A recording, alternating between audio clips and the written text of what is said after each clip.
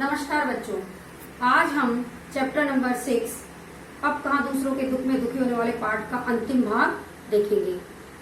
कल की कक्षा में हमने देखा था कि जो निदा फाजली जी हैं उन्होंने अपने बचपन के बारे में बताया, अपनी माँ के बारे में बताया कि उनकी माँ जो थी वो पशु पक्षियों की कितनी प्रेमी थी और पक्षी के एक अंडे के टूट जाने पर उन्होंने पूरे दिन का रोजा रखा।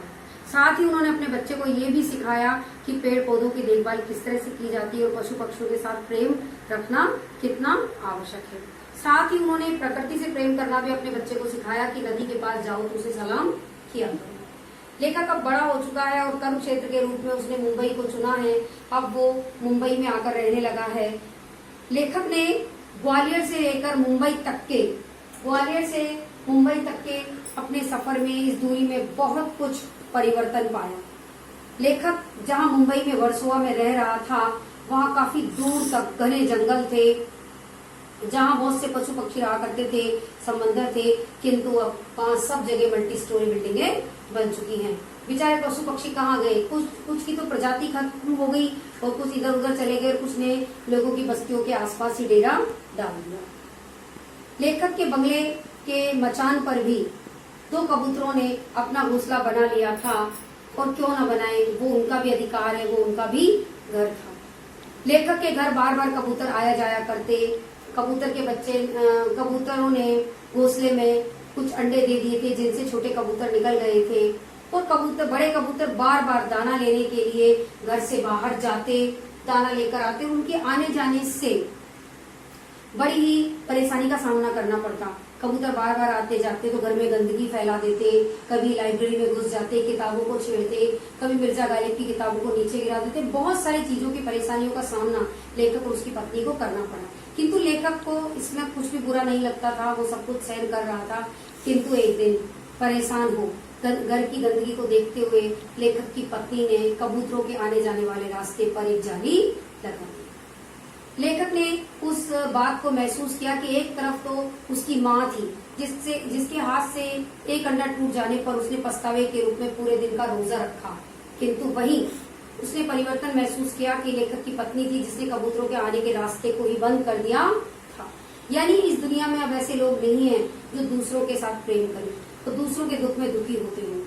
कबूतरों के आने के रास्ते को बंद करने के बाद कबूतर पूरी रात वहां फड़फड़ाते रहे क्योंकि वो अपने बच्चों से नहीं मिल पा रहे थे। लेखक की पत्नी को उन पर तनिक भी दया नहीं थी क्योंकि सब लोग अपने घर को साफ सुथरा बनाए रखना चाहते हैं। तो यहाँ लेखक ने यही बताया है कि जिस प्रकार से लेखक की माँ ने पशु पक्षियों के साथ प्रेम निभाया किंतु लेखक की पत्नी ने नहीं। तो धीरे धीरे लोगों में बदलाव आता जा रहा है, लोगों की सोच में परिवर्तन आता जा रहा है और लोग धीरे धीरे अपने तक ही सीमित हो रहे हैं और उन्होंने इस पृथ्वी को अपने लिए बनाना शुरू कर दिया है। यहीं पर हमने देखा कि किस तरह से पाठ के अंत में हमने देखा कि लेखक की पत्नी ने कबूतरों के आने जाने के रास्ते को बंद कर दिया। तो यहीं पे जो है पाठ हमारा खत्म होता है, किंतु अंत में कवि ने दो पंक्तियां दी हैं। नदियां सींचे खेत को, तोता कुतरे आम, सूरज ठेकेदार सा सबको बांटे काम। लेखक ने यहाँ पे बताया है कि इस दुनिया को भगवान ने जो बनाया है, ईश्वर ने बनाया है, किसी भी परम शक्ति ने इस दुनिया को बनाया है तो वो सबके लिए बनाया है और सबका काम सबका अलग अलग उसने बांटा है। किंतु मानव ने इस पृथ्वी को अपने अपने लिए इकट्ठा करना शुरू कर दिया है। जिस प्रकार से नदिया का काम है खेतों को सींचना, वर्षा लाना, तोते का काम है बीजों को फैलाना, आम को कुतरना, उसी प्रकार से सूरज सुबह निकलता है और सबको काम बांटता है क्योंकि सूरज के सुबह उदय होते ही सब लोग जाग जाते हैं और अपना दिन का काम प्रारंभ करते हैं। इसलिए ईश्वर ने ये दुनिया सबके लिए बनाई है और उसको सूरज को उनका ठेकेदार बनाया है, यानी सूरज सबको काम बांटता है। यानी ये दुनिया हम सबकी है और इस दुनिया में हम सबको मिलजुल कर रहना चाहिए और ये प्रकृति हम सबकी है। तो बच्चों इसके साथ ही आज का जो ये हमारा पाठ है वो खत्म होता है और इस पाठ के माध्यम से लेखक ने हमें यही बताने का प्रयास किया है कि अब ऐसे लोग इस दुनिया में नहीं है जो दूसरों के दुख में दुखी होते हों। ना आप सुलेमान है जो पशु पक्षियों की आवाज और दुख को समझ सके, न लेखक की माँ है जो एक अंडे के टूट जाने भर से पूरी रात रोए और उनकी खुदा से माफी मांगे और रोजा रखे। तो अब इस दुनिया में ऐसे लोग नहीं रहे हैं। बच्चों पाठ के अंत के बाद अब हम उसके कुछ क्वेश्चनों के आंसर आपको अभी सॉल्व करवाएंगे और 4 क्वेश्चन आप अपनी कॉपी में कर चुके हैं। तो क्वेश्चन नंबर 1 है, अरब में लश्कर को नूह के नाम से क्यों याद करते थे? एक बार लश्कर जब अपनी सेना के साथ जा रहा था तो उसे रास्ते में एक जख्मी कुत्ता मिला और उसने जख्मी कुत्ते को धुतकारते हुए दूर भगाया और कुत्ते ने बदले में ये कहा कि मैं अपनी मर्जी से कुत्ता नहीं बना हूँ। अर्थात उसने जो लश्कर था उसे कहा कि कोई भी व्यक्ति को धुतकारने का अधिकार किसी को भी नहीं है, क्योंकि भद्दा और गंदा जो भी व्यक्ति होता है या कोई भी पशु होता है उसे भद्दा और गंदा कहने का हमें अधिकार नहीं है। तो ये सुनने के बाद लश्कर पूरी जिंदगी भर पछतावे के आंसू रोता रहा। इसको हम शॉर्ट में भी लिख सकते हैं कि जो लश्कर था वो पूरी जिंदगी भर पछतावे के आंसू रोता रहा, इसीलिए अरब में लश्कर को नूह के नाम से याद किया जाता है। वही हमारा अगला प्रश्न है, लेखक की माँ किस समय पेड़ों के पत्ते तोड़ने से मना करती थी? लेखक की माँ शाम के समय पेड़ों से पत्ते तोड़ने से मना करती थी, क्योंकि उनका मानना था कि शाम को पेड़ सो जाते हैं और उनके पत्ते तोड़ने पर उन्हें दर्द होता है। वही हमारा अगला प्रश्न है, प्रकृति में आए असंतुलन का क्या परिणाम हुआ? प्रकृति में आए असंतुलन का परिणाम ये हुआ कि अब गर्मी में अधिक गर्मी, सर्दी में अधिक सर्दी, बेवक्त की बरसातें, जलजले, तूफान, सैलाब, ये और प्राकृतिक असंतुलन और प्रकृति प्रदूषण, ये सब कुछ हुआ है प्राकृतिक असंतुलन के कारण, और असंतुलन का जिम्मेदार है मानव खुद। वही हमारा बच्चों अगला प्रश्न है, लेखक की माँ ने पूरे दिन का रोजा क्यों रखा? ग्वालियर में लेखक की माँ के हाथों से कबूतर का एक अंडा टूट गया था और इसी कारण से उसकी माँ बहुत दुखी हुई। उन्होंने खुदा से माफी मांगी और इसी दुख में उन्होंने पछतावे के रूप में सारे दिन का रोजा रखा।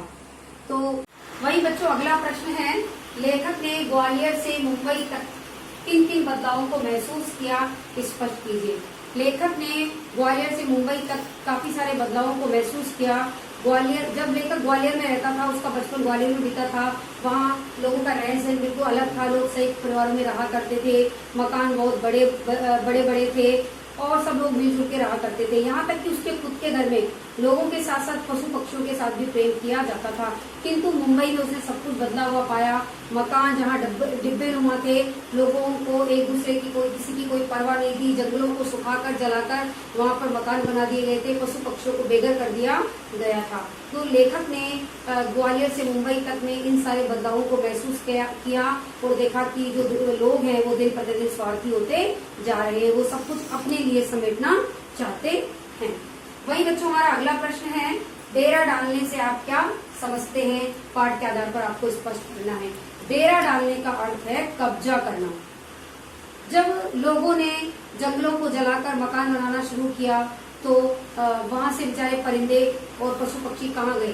वो कुछ की तो प्रजाति नष्ट हो गई और कुछ ने लोगों के घरों के आसपास ही डेरा डाल दिया। ये बता के आपको ये लाइन लिख के स्पष्ट करना है। वही बच्चों अगला प्रश्न है, शेर गयास के पिता खाना खाते अपने बाजू पर काला चोटा रेंगता देख खाना छोड़कर क्यों उठ खड़े हुए? शेख गयास के पिता ने जब खाना खाने के लिए हाथ उठाया और उन्होंने देखा कि उनकी बाजू पर काला चोटा रेंग रहा था, ये देखकर वे भोजन छोड़कर उठ खड़े हुए, क्योंकि उन्हें लगा उन्होंने एक घर वाले को बेघर कर दिया है और वो ये कभी नहीं चाहते थे कि जो चीटा है वो अपने परिवार से अलग हो जाए और उसका परिवार उसके लिए दुखी हो, क्योंकि उनके मन में छोटे से जीव के लिए भी दया था, प्रेम था। क्योंकि उनका ये मानना था कि जिस प्रकार से मानव का बच्चा खो जाता है तो उसे कितना दुख होता है, उसी प्रकार से इस चीटे का परिवार भी इसे ढूंढ रहा होगा। इसलिए भूख से व्याकुल होने पर भी वह भोजन छोड़कर उठ खड़े हुए और चीटे को वापस कुएं पर छोड़ने के लिए चल पड़े।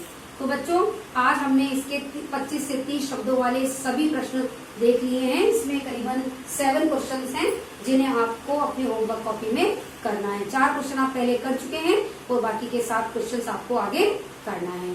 तो बच्चों आज के लिए इतना ही। धन्यवाद। अगली कक्षा में आपको आगे पढ़ाया जाएगा।